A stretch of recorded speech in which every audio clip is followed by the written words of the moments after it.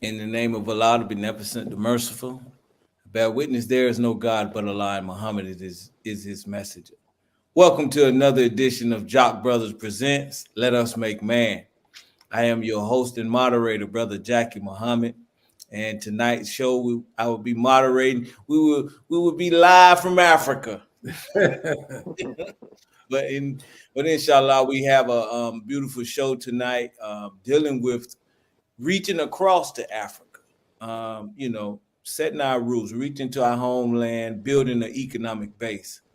It's a very good show, so we hope that you enjoy it. But before we get to our guests, I would like to introduce my co-host, some dynamic brothers, the dynamic duo, Brother Ahmed, Brother Kawi.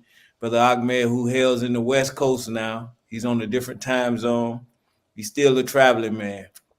So please welcome our brother, Brother Ahmed B.I. Assalamu alaikum, sir.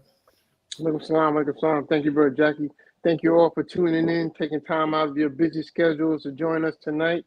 We got a special show. This is our ministry, so please support our ministry. But we are dealing with a brother tonight that's making his entrepreneur connection with the motherland, Africa. So if you have time, share this show and take out some notes, a pen and pad, take notes, and join us tonight for this exceptional show. Thank you. Yes, sir. Yes, sir. And the other half of that dynamic duo, Brother Kawi, he's still here in Atlanta, but he's a traveling man also. So let us welcome our brother, Brother Kawi, Abdul Kawi Muhammad. Yes, sir. Assalamu alaikum, family. Thank you again for tuning into another episode of the Jock Brothers Presents Let Us Make Man. Very interested in what our guest has to talk about today in his quest to reconnect us with Africa again. Quite a journey. But before we get into that, I want to thank everybody that's tuning in to the Jock Brothers. I want to thank you for doing just that. Please, if it's not a problem, please, I would like for you to share this show and hit the bell. We really want to bring some awareness to what my brother right here is talking about. It'll be very interesting by show's end. And for those that have supported Jock Brothers in the past financially, we thank you. We thank you. And we would like for you to continuously support the Jock Brothers. We have our Cash App scrolling at the bottom of the screen. It's $ Jock Bros. Again, it's $ JAKQBROS. For anybody that's ever donated to the Jock Brothers platform, we thank you much for that. And it just helps us. And we intend to continuously bring these type of shows to life. So thank you again for tuning into the Jock Brothers. Back to you, Brother Jackie. Yes, sir. Yes, sir. All right, our guest tonight, our brother and our sister, a husband and wife team, duo. Our brother, when it comes to product, tools used within barbershops worldwide, many won't know their name. However, their inventions have helped revolutionize the barbering industry. That's right. The inventions are such as the cord detangler, Barber Magic Pencil, Barber Dry Shampoo, the blending pen, airbrush technique, the barber fibers. Is that the black stuff that they spray on the head, brother? Oh yeah, praise be to Allah. Deep tissue facial cleansing products, barber pole light up necklace, and other unique barber jewelry. Barber magic tracer, kosher wave, plant-based hairbrush collection, no pork in it, hair fibers, sponge glove, barber magic neck strips, and the shorty red hot pick. So this dynamic duo, we want to introduce our brother first. This is Brother Jeffrey Black Dynamite Muhammad. Assalamu alaikum, sir. Yes, sir. Thank you, brothers. Thank you so much, brother. I want to say all praise is due to Allah. And first of all, I'd like to give the greetings to the Nation of Islam and to all of the brothers and sisters in the Nation of Islam. I'd like to say thank you for inviting us to your show, brother. You all have a great show. You know, when three heads work together, man, it's a powerful explosion. And again, I just say thank you all for allowing us to be on your show. Thank you. Let my wife do the talking because you know us brothers in the nation, we long-winded. So, yes, so, sir. so No, just let me introduce. Can I introduce it? Though it's okay. But go ahead, brother Jackie. Go ahead. Yes, sir. But praise be to Allah. Thank you, Brother Jeffrey. And also, we would like to welcome the mastermind of the team, Sister Stephanie Muhammad. Assalamu alaikum, ma'am. Yeah. Now we know who run it. Don't worry about it. But yeah, now, Brother Jeffrey, if you will, you're revolutionizing the barber industry. I mean, things as simple as a cord detangler. You know, you would think that that invention would already have been done back in the 50s and the 40s, but you know, these things are needed now, and it just really highlight the need for entrepreneurship, the need for those of us who are watching, looking to fix problems. I mean, it's so many ways to make a living. So somebody somebody have their phone. Okay, yeah. So for you to have worked and invented the cord detangler, the magic pencil, the dry shampoo, what was it that you seen? What was it that made you come up with these different ideas? First of all, brother, I was a barber for 35 years, and you're always going to try to find a better way how to do things. You know, what they would say, work smart instead of working hard. But all of our lives, we always been working hard, and until we start finding out, hey man, there's got to be a better way. And so over the years that I was cutting hair, that idea just came in my head. Say, my clipper cord twists and tangling too much, and just at the end of the day, my cord be twisting and tangled. And then when I leave the shop, I end up pulling my cord loose to try to get the kinks out. And I found that that works for temporarily. Then one day I just thought about the telephone cord. You remember the telephone cord back in the day? Had a little spiral. And I I came across a similar idea for it because I said, you know what, this is something that I can keep the clipper cord stabilized without twisting it up.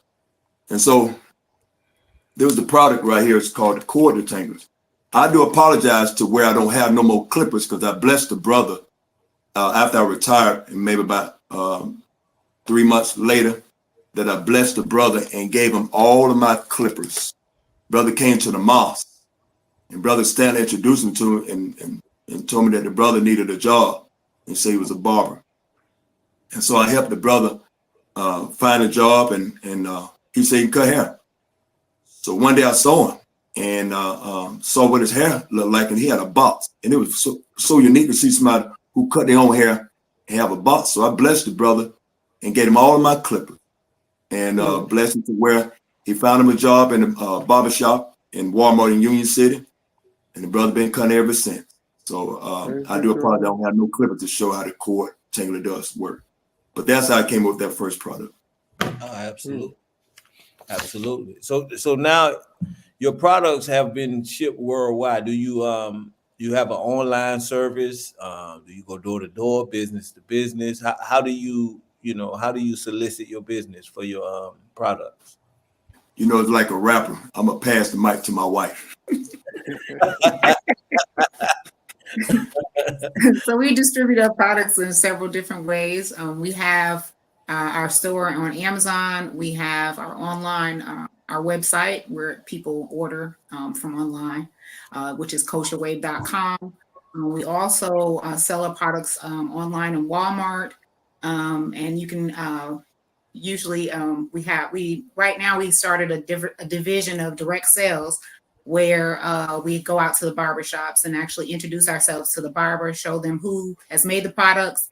And, we've built a good network with them. And so those brothers, we actually service them personally. We take products to the barbershops, or we have a couple of guys that go out and deliver products as well to local barbers in the Metro Atlanta area. So that's how we get our products distributed throughout the city But- and but- Were you in the hair care industry as well, Sister Steph? Absolutely not. Okay, Absolutely okay. not. I was far from it.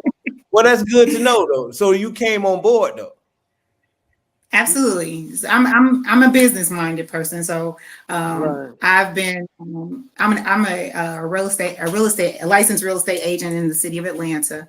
You know, and I basically have an online call center, several different businesses that I actually run myself.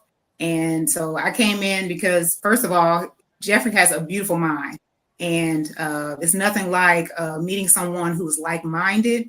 And when we're talking about business and we're talking about numbers, I'm the one. So we were able to put all of our unique pieces together and really make a great partnership. So this has been amazing, not only just our marriage itself, but we actually are able to work hand in hand in business.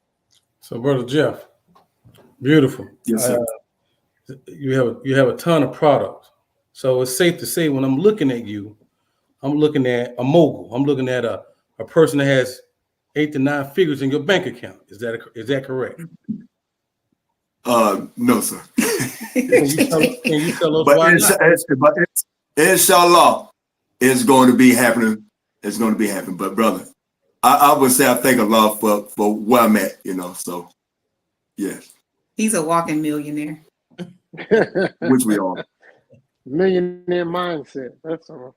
So what's the connection with Africa? Let my wife kind of speak about it again because I'm long-winded now. I hold the ball like Michael Jordan. It's okay, man. We want to hear from you too, Brother Jeffrey, as well. Okay, I'm gonna piggyback off of Brother Jackie. You're gonna double back. You ain't doing no Double back. Piggy wiggy. No pig on my wig. No portal. So Africa, for me, when you start with, you know, Africa's always been a part of me and my plan in real estate. And I thought I was going to be venturing off in coffee. That's kind of my thing, which I still want to do that. But it's almost like I told you, when Jeffrey and I came together, we, like I said, we both are business minded. He's a creative, his mind is beautiful. And when he began to talk about his vision and what he's doing already, and I'm, you know, telling him the things that I'm doing now and things I want to do, those things started, you know, coming together slowly. Africa's always been on my list of things. And it's almost like Allah just downloaded Jeffrey with, like, he didn't have the total vision of what I had going on. It's just Africa's on my list, right? It's almost like Allah just downloaded everything in Jeffrey, where he came to me with Africa. What do you think about this? And we've been working with other manufacturers outside of the country who were creating our products. And when we saw an opportunity to source our products from Africa and actually make it not just Black owned, like the company being Black owned, but also manufactured Black, right? We saw that opportunity. We have been sourcing from companies from the Philippines, Vietnam, you know, China, just outside of our reach, having difficulty communicating with them, getting our products how we want them. So all of those challenges run into, and not only that, but also when you're manufacturing outside of the country, you know, we have patents on all of our things, but outside of the country, they don't have to follow those patents. And what happens is we're basically sharing our baby with other people. Right. When you share your baby with other people, that gives them room to copy your products.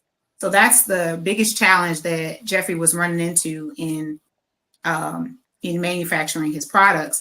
And when we saw that opportunity to be able to source our products and manufacture them in Africa, we had to jump on that opportunity, because it's nothing like somebody creating products and then seeing someone copy your products. And you walk into, you know, the beauty shops, or you walk into barbershops and you see, for instance, the Barber Magic pencil. The Barber Magic pencil is is the first of its kind And when he walked into the beauty supply store and saw other products similar to his that people are making it, they're copying from you, So when you see this, it was kind of devastating to him. And, he talks about it a lot, talks about how, it's hard to see your products being copied without you being either recognized, you're not being compensated for them stealing your ideas. And these things happen. And when you have to share with manufacturers across the country, those are some things that can happen. But if you manufacture your own, you don't have to share your ideas with anyone. You can keep it in-house. And so that's what Africa does for us. It keeps us in-house. Oh, really? Okay.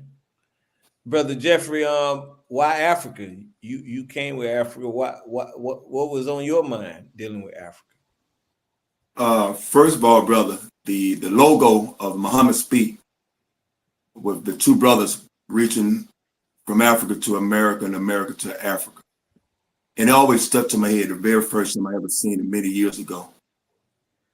And when it just stuck in my head, it stuck in my head. Just certain logos, I'm real keen about logos, but they always stuck in my head. And it's like Master Muhammad told me, I ain't gonna say it's like, I'm gonna say it is. I'm gonna call it what it is.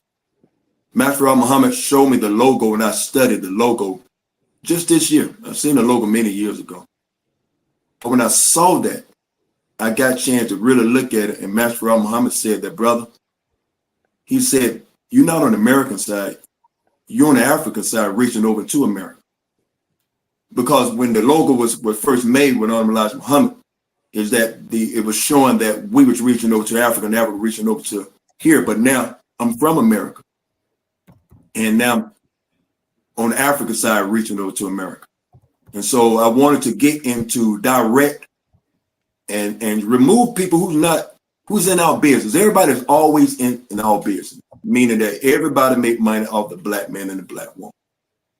And by me in this industry, I knew that it would be an opportunity to reach in Africa and Africa have a relationship back to America, just as that logo stuck to my head. And so that's why I reached to Africa, because it was brought to me to be that place and do connection with America and Africa.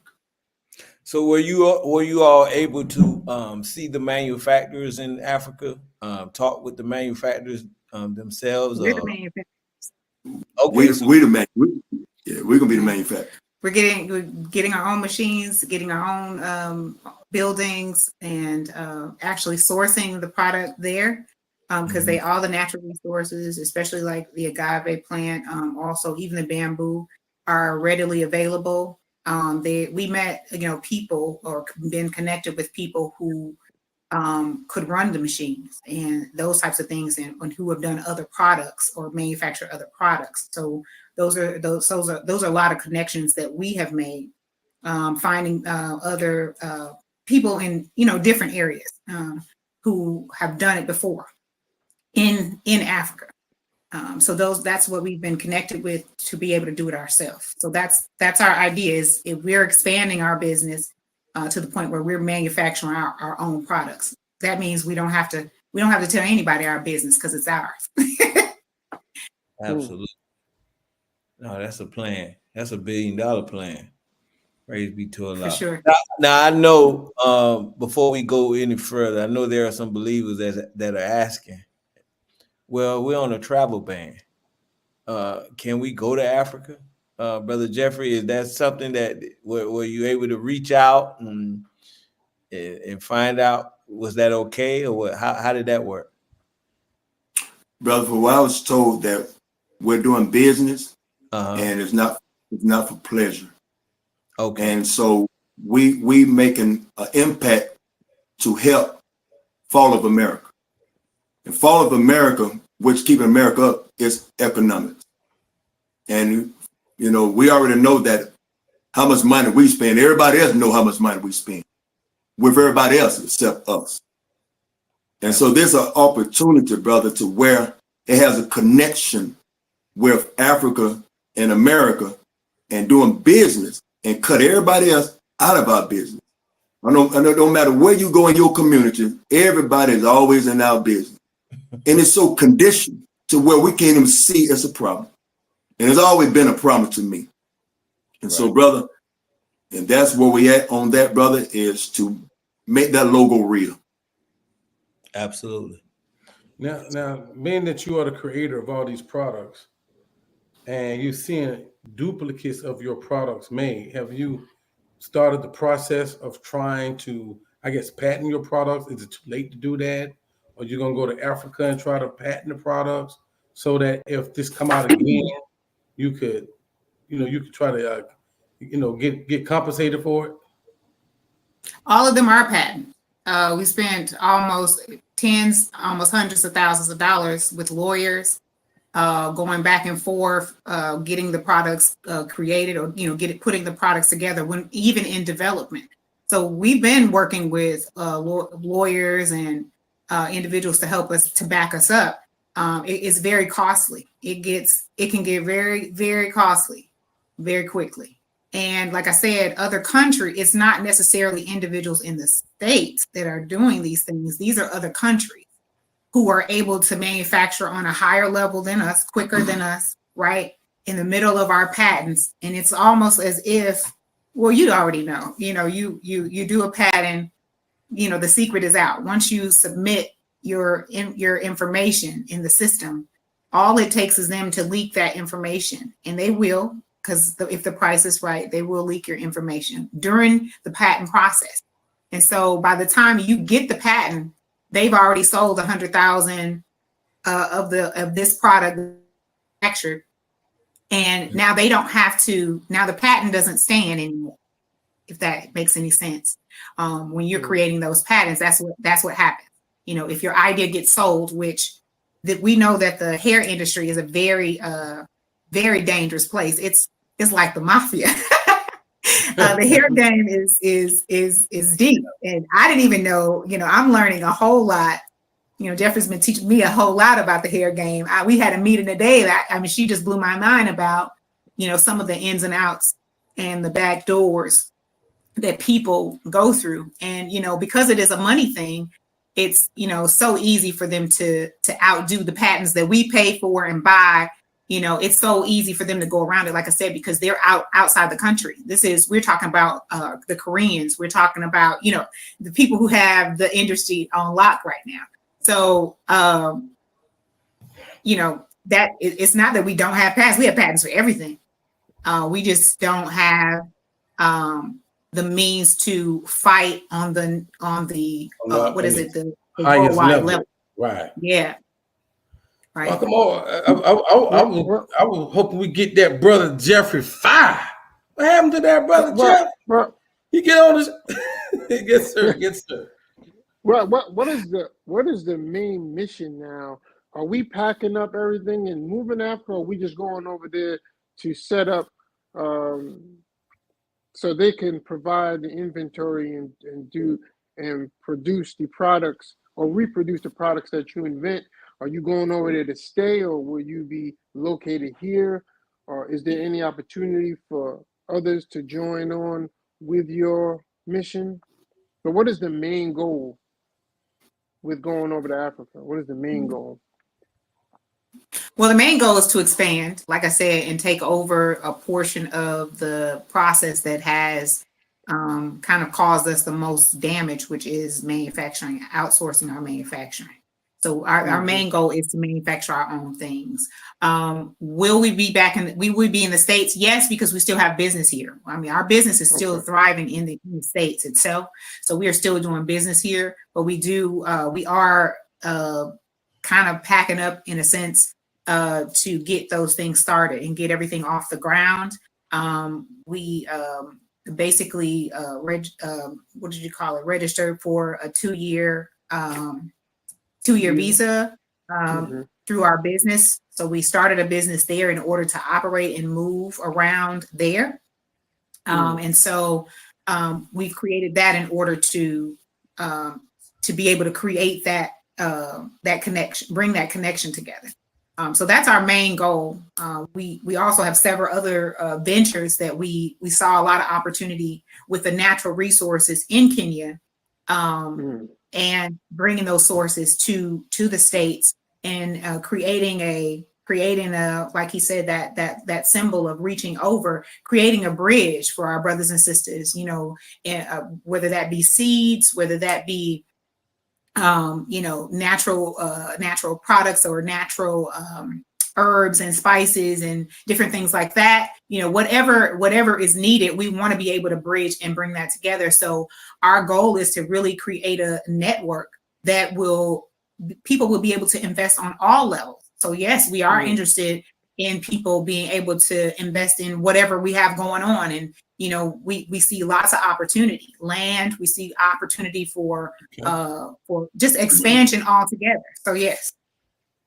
So and how the banks, I'm sorry, how are the banks and other businesses receiving you? Is it a welcome? Are they looking forward to do business? Have you contacted the banks and different businesses there? For sure. They are excited. They want us, one of the things that has happened over the centuries is that, people have come into Africa, they've taken the resources, and then they go home. They're not bringing anything back. All of the money is going back home to wherever home is. You have all these different countries, like you got China, you got Spain, you've got, the United States, you got, everybody is going, grabbing, taking, and going back home. And so when they see us, they want us to come because, first of all, they want to do what we're doing, keep it in-house. They want to be able to, source their contracts to us. They want to not have to go to other nations for anything. They know that we are skilled. They want us to come. That's one of the things that they're on a campaign for, come back home. So they want to connect. And then they want also, there's an opportunity for them because they're able to connect with us to get US dollar. And that's important for Africa to continue to thrive. And it's one of the things that we know that the powers that be do not want at all. They don't want the money to come, in-house, except for through corruption in their control. But they're trying to get rid of that. A lot of areas and a lot of places are trying to get rid of all those other those bad connections altogether, and they want to source with us. So they're excited. They're if you're bringing business and you're bringing funds that will help Kenya, then they said they're going to help you. They're willing to give loans. They're, if you come in and do it the right way, they're willing to work with you. So yeah, the door has been completely open. There's a lot of people from the United States that are expats. A lot of people from Atlanta in Kenya now who own their own businesses. One of the business owners that we connected with was the owner of Soul Vegetarian, which is a vegan restaurant that started in Florida. She opened up one in Atlanta, and now they're in Kenya. They're currently in Kenya, and it's the first vegan vegetarian restaurant in that came to Nairobi. Right. So and they're doing absolutely well. They're also doing farming with natural material. The fertilization of the farms and things like that, helping people to build farms and start their own, grow farms. So they've got a lot of different people from the states that are coming and bringing viable businesses, bringing money to, and they are ecstatic about it. Good deal. Look, on a different note, I know that when you went to Africa, I want you to tell us. Was that your first time going? Can you tell me what American implants or population is like in Africa? Which you feel when you hit the motherland? What was it like? Talk to me about it. Well, brother, it's an experience. You hear people always say it's an experience when you go. It make you feel like you're at home. I have traveled for over the years doing hair show, me and my father, and we traveled many cities in different states and around the United States. And when we do shows and all of that, at the end, you're like, man, I'm ready to go home. Get in my bed. I'm ready to go home now. Right. Africa, man. Africa, it wasn't like that at all, man. You didn't want to come back. It was an experience to where, first of all, you didn't feel no borderline. You know, you say you have this part is Georgia, this Alabama. I told my wife, I said, why I don't feel like we have a border. And she said, because you're not in the border, you're on the earth. Mm. And at the end of that, man, it was an experience, man, to where I did not feel like I was in Africa. Just felt like I was on the earth. And so just that experience, man, it was so amazing. Of course, in Kenya's one of the top cities that's, have a lot of Western, so it make you feel like you're at home. But when I looked around, man, you just see black, just black people everywhere. And it's just like, hey, wow, everybody black billboards, the airline, you know how the person show how to put the mask on. They had the little screen TV with black people showing you how to put it. Look, cartoon with black, showing how to put the mask on. All that, everything just black. I'm like, this is like public image, fear of a black planet. And so, man, just that experience, man, I can't say no more, bro. It was very beautiful. Everybody was received like, Black Americans were excited to see us, like, hey, like y'all from the States, like somebody who I can relate to. They have a great support system and network there as far as all of the people who are from the States. There's a great network. And part of that network is Brother Lamont and Sister Adila Muhammad from Mosque 15. They actually are kind of the ones who brought us all together. Like they're the ones who brought us together with everyone. They're the ones who helped us to make the connections with the business owners, get the connections with the visa. They're the one. They made our process was so smooth. Everything was complete before we left. And so the support system there, everything is just beautiful. And like he said, Nairobi is like Atlanta. It's one of the most developed, other than South Africa, it's one of the most developed. It's more developed than Ghana, where everybody has been traveling to. It's more developed than Ghana. It's like, if you didn't know you were in Africa, you wouldn't know you were in Africa. You know what I'm saying? Right. Unless to look at the people, but the restaurants, you can get as natural and homegrown as you want, or you can go straight Western. They are so Westernized. Their malls bigger than you can imagine. Their malls are bigger than all of our malls. You can put all our malls in one mall. Like their malls are humongous places. Like it's like a theme park type situation. But it's just so everybody was just totally welcoming, totally supportive, easily sharing information. And you have to think like, these people are people who are open-minded and who have, tried to break away from the matrix. So their mindset is going to be something of, what we think, or some, how they think and how they're operating is really truly like brotherly and sisterly love, support. They operate like we would want, our nation to be, you know what I'm saying? Right. So it was a beautiful experience. So with that being said, right? I mean, so what you're trying to do business-wise in Africa, right? First thing I would think is, why can't you do it here in America? I will assume there'll be a certain amount of hurdles and walls that you got to negotiate. In Africa, I guess with the connections that you have, what kind of hurdles and walls will you have to negotiate to get off the ground what you're trying to get off the ground in terms of distributing your products?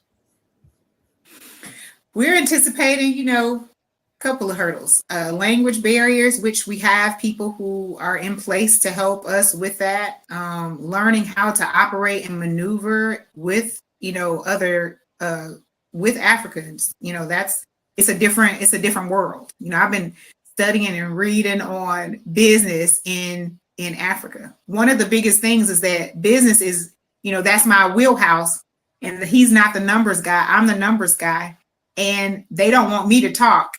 He has to do the talking. Why is that? They basically, a woman is not necessarily welcomed in the business world to lead. So, there is he has to be upfront for most of the business opportunities. And I have to kind of be, the meek and lowly, servant and not necessarily engage as much. And so because of that, we have people in place to help us with that, to speak for us, to be able to run the numbers and be able to translate, what he, because, Jeff is all creativity. You know what I mean? He is creativity. He is genius. He is, all of that. And when it comes to the numbers, he's not looking at the numbers. He doesn't know the numbers. And so, it's going to take, we do need help to do that. So those are some of the challenges that we already know. We've tried to do our best to prepare for those types of challenges. Also, people see Americans, they see money, they see dollar signs. So you most definitely will get those hiked up prices and different things like that. But I know that we can get around them, like I said, because we do have the support of local Kenyans who will be helping us to negotiate and make those transitions. Buying land there, is a thing, but leasing the land, so kind of trying to figure out what's going to be best for us. But we'll know, a lot of things we won't know until we get there. And we've seen, how when you go to places, you see the picture, right? But you don't see the ins and outs. And so you don't know until you really necessarily don't know until you get there, right? You don't know till you know. And so we're just prepared for that. We have people in place to be able to get us through those humps. So I know in America, it's more about your credit score, your Dun and Bradstreet score, all of those like little the financial lingo and game you play here. Mm-hmm. What is it like there in terms of trying to, I guess, prove yourself worthy of getting a nice loan or taking a chance on us? Our dollars coming in the bank. That's what they want to know. If dollars are coming in the bank, we'll support you. So that's your beacon score. Or can you make the money? Yeah. Can you make the money? Are you making money? Is your business making money? Do you have an idea that's going to make money, that's going to make more money? That's what they want to know. And with that, then with them, they are really kind of old school with it when it comes to your word being your bond. And you come in and say you're going to do something, you do it, you be a person of your word. And, a lot of them, and they're slowly coming into what we do in the Western world, how we operate, but they still haven't it's not necessarily complete yet, if that makes any sense. Like, a mortgage there is not near the process of a mortgage here, like the process that we have, but they're learning those processes and they are creating them, but slowly. It's not, that whole process to get a loan, and it's not necessarily the same. They're working on it, but they don't have the same infrastructures as in the States. So when you're at a bank, who are you speaking to? Are you speaking to a brother? Or are you speaking? I mean, is it Caucasians that run certain areas in Nairobi, or is it all black? Like here in Atlanta, when I go to my bank, I mean, I'm speaking with my banker. Everybody's black. I love that. Now in Florida. Mm-hmm. In Florida, nobody's black, So in Africa, is it mixed? Is it just black, or what is it? What's black? It's black. We have representatives that actually come to us when we did our banking situation and put our stuff together. The representative came, sat at the table with us, and went through the process and went through what we, opening the account, asking us what we want, and they actually pretty much do all the footwork for you. And I think too, that's because, like I said, we had a resource already that was already connected. So that made the process so much easier than what it probably would be for someone who didn't know anymore. Oh man. You mentioned that make this sound good. You mentioned language earlier. The main language in Kenya, Nairobi, is English and Swahili, correct? So Yes, sir. are they speaking more English or more Swahili in It's the a different blend, but business areas? I mean, mostly English. When in the business world, they're speaking English. Okay. When you get into the intrinsic parts of it, they're most definitely speaking Swahili. They're gonna test you too. They're gonna test your gangster and see if you even trying. You know what I mean? Like if you're not trying, if they see you trying to speak Swahili to them and communicating with them, they like that. You know what I'm saying? It's just like anybody else. Even here, we run into Right. that when we go into like a Hispanic shop and they want to know, are you going to speak Spanish or English when you walk through the door? And when I hit them with a Right. little Spanish, they respect you. They open up to you, and then they'll buy your products. But we run into that. We sat with an advisor one time, and they told us, listen, no matter what kind of shop you walk into, at least be able to greet them in their language, and they'll give you more respect than you walking in there speaking in English and just expecting them to speak English back to you. So that has most definitely worked very well in Africa and here, here in the States when we're walking into different places and they're speaking different languages. Now, bro, Jeff, I don't want it to seem like it's all business and dollars here. I know you mentioned before that there was a spiritual connection with this whole mission. Yes, sir, brother. The whole thing, I always had wrestled with, someone taking your products, man, and they making money off of it. It reminds you back in the day, the cassette tapes and the CDs when the rappers, they go to place and somebody burn their CD and cassette, and somebody that's making money and the artist ain't making the money. Back then, the artists come over there and kick that stand over and fight and all that. And I'll be honest with you, I had those type of feelings, man. I wanted to go in them beauty supply store and kick stuff over, but you can't do that.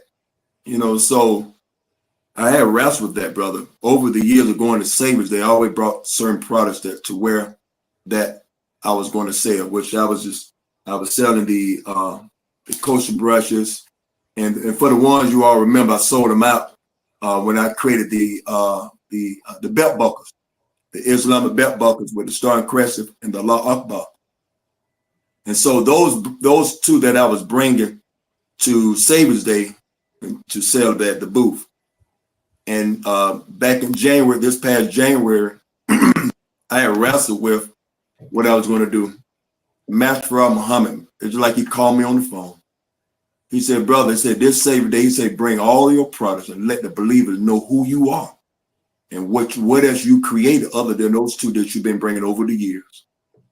And so when I came up there, I showed all my products and people came by. They was amazed who was behind these products. I always been a person that's been hiding behind products over the years because I always thought people gonna hate on you. I always bought into what people was going to think about me and assuming that. And that wasn't true.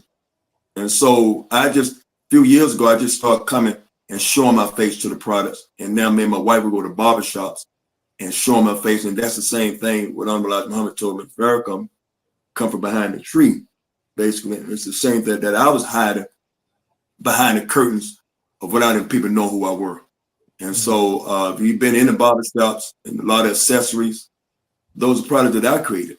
And so Master Muhammad told me, he said, brother, bring all your products and let the believers see what you had created. And from that point, brother, he kept working with me, and that logo came in my head again. It was showing that the black hand reaching to Africa, Africa reaching over into America. And then when we went to Africa, man, until my people was in place. Master Muhammad put people in place. We opened a corporation, bank account. We went to Tanzania, went to the spice farm, and saw natural things that grow there. And one of the brothers said, he said, let me show you something. He said, this flower is the same flower that Chanel No. 5, that they make their cologne out of. Right then and there, man, had me so mad because I was like, these white folk really don't make nothing on me. Unto my nothing. Just right then and there, I said, nothing. And so just from that point, man, I just said that Master Muhammad, man, said, brother, I got something for you to do. I got something to do, and you're going to go to the main country to do it, the main continent. And so every product that I'm going to make from Africa, I'm going to stamp made in Africa. Because everybody just get credit, made in China, made in Korea, made in America. No, made in Africa by real African. And so, yeah, that was spiritual for me, bro. Hey, brother He Jeffrey. failed to. Yes, sir. Hey, show us your 19th product. Okay, well, first of all, brother, this is our product called Chardonnay Hot Pit.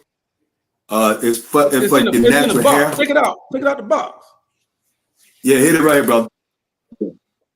Hit it right here. He froze. And so, okay, there you go. You see it, brother? Okay, there we go. Yes, sir. Yes, sir. It's so it's electric hot pit. And brother, y'all remember me coming in Mars with that beard? I know y'all like, why does FOI got a beard? Yeah. Why? Like, hold up. I never. Who that man walk here like that? and so when I didn't realize, me and Brother First and Brother Captain, we talked about it because they were doing security at Brother Brothers. So they saw me live in action. And I said, well, brother, I gotta wear this beard. And man, even when I went to Savings Day, I had on my FY with a beard. Bro, man, it was just funny. But I told them that I was a model and I had to showcase this product. And so, this is me with my beard right there, with my beard there, if you remember. And so this product is for beard and natural hair, for natural hair as well. And so that's one of the products created. Of course, the Barber Magic pencil, the chalk line pencil that Barber used.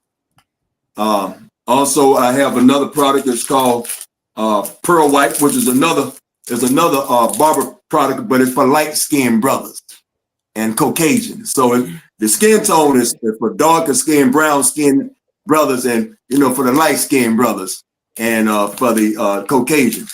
And then I have a product called the blend-in pencil.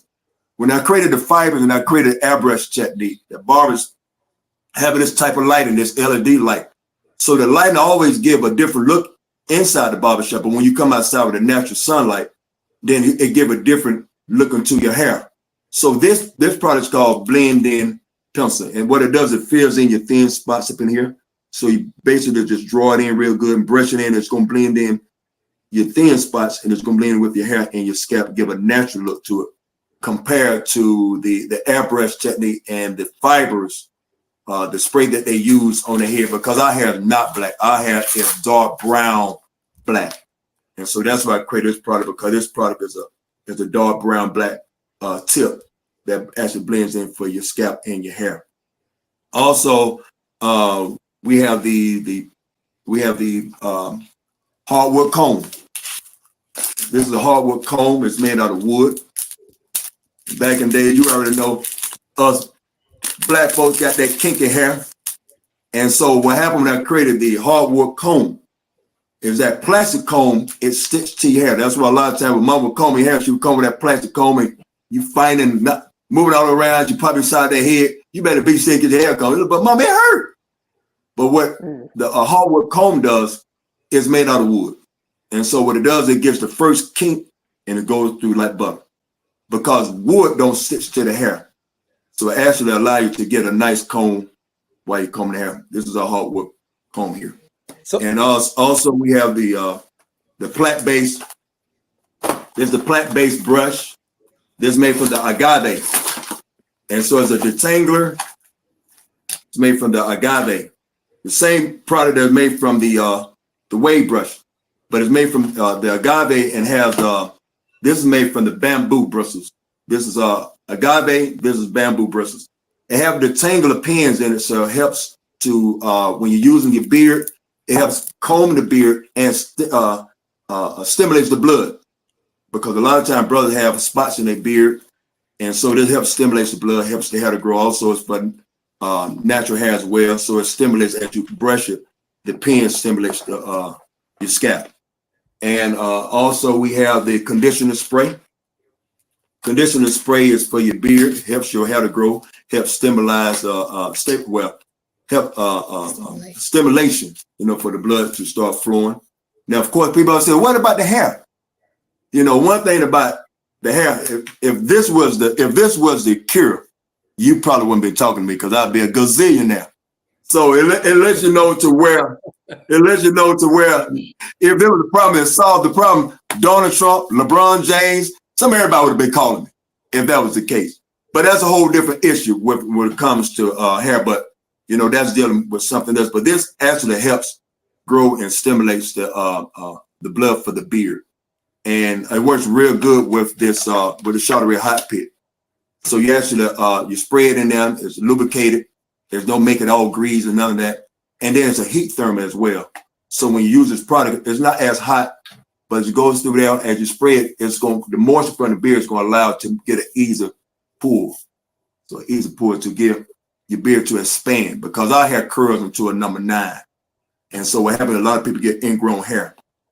And so the Charteray hot pit does, it opens it up to give it, it ain't gonna make it straight, but it's gonna unravel to like a number 6.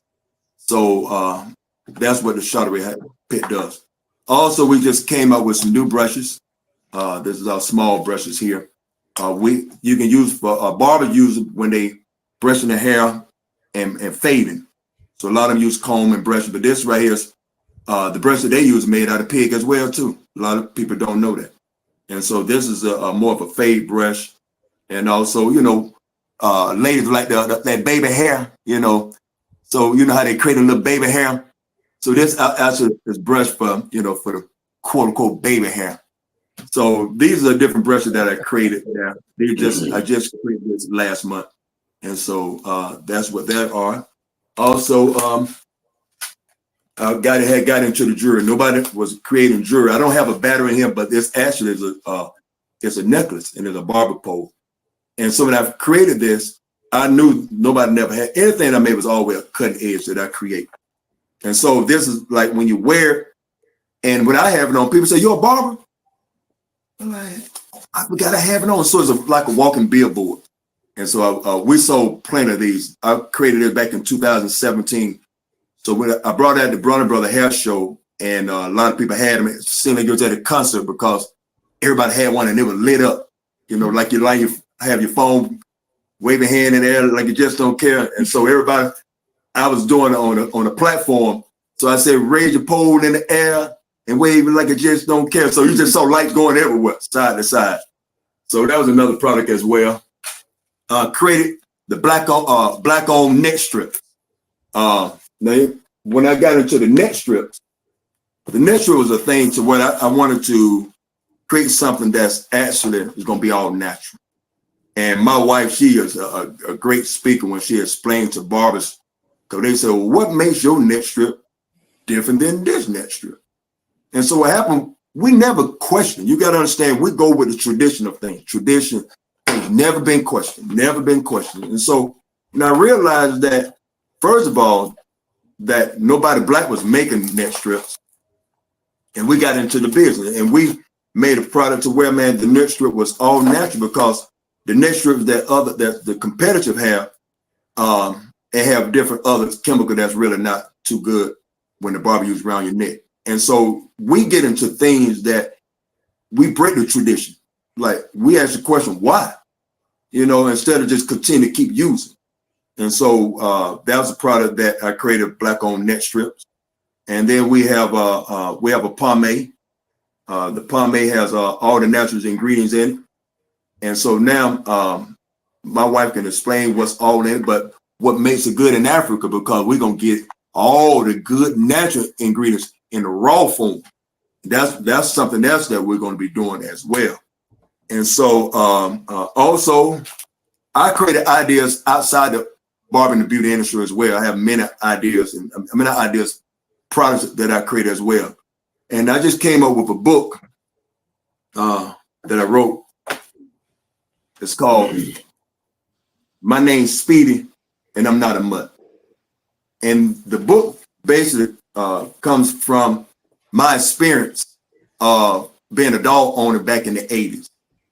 Born and raised out of Atlanta. I used to walk my dog to Piedmont Park, and used to love to walk my dog. And I started feeling some kind of way because my dog was quote unquote not a quote unquote real dog, as what you would make call. It wasn't a full breed dog. And I was walking my dog among with other white folks, and they got all kind of dogs you see on TV and encyclopedia and stuff like that. And I started looking at my dog like, my dog don't look like them dogs, but my dog was just a dog. And over the years, man, I felt some kind of way, and I actually had stopped walking my dog at Pee My Paw because I got inferior. A natural inferior came into me, and so in the 90s, man, I start just talking about my dog and start writing about it. And next thing I brought it into a fruition. And next thing I created the book because my name is Speed and I'm not a mutt. So it's basically speaking from a Black perspective and out of the dog, talking through the book. But it's a great, excellent book. The dog goes out and liberates other dogs for justice, peace, and equality. It's our story. All right, well, you be careful walking your dog at Piedmont Park. Piedmont Park to change. A whole lot, boy. A whole lot. A whole lot. Yeah. All right, but praise be to Allah, brother. Those products you have, brother. I'm thoroughly impressed over here, brother, with the products that you're showing, your creativity, the teamwork that you all are doing, the fearlessness of venturing out, the plan that you have. I mean, everything just for me is it's A1. I'm very proud of you all. And I love the way you all are moving together. You're like a perfect team. That's right. She's the mastermind and you are the creative. Right. Yeah. Pig in the brain. Pig in the brain. Pig in the brain. Pig in the brain, brother. You couldn't get no better than that. Pig in the brain. Black dynamite in the brain. Praise. Yes. That's a new book. But praise be to Allah. Yes, We want to thank you all for coming on. For those of you who have thoroughly enjoyed the show, let's show the website again. Go to their website and support our brother and sister, Brother Jeffrey and Sister Stephanie, as they venture out to be manufacturers. And we definitely gonna stay in touch and form this pipeline so we can make sure this pipeline is strong. So we want to go ahead and close that out. Do you have any final words that you all would like to share with the audience? Let's start with you, Brother Jeffrey, if you don't mind giving us your final words. Brother, I just want to say thank you all for allowing us on your show, and you keep up the good work. And again, brother, that we're going to help America fall, because what's keeping it up is us. You already know that what's keeping it up is us.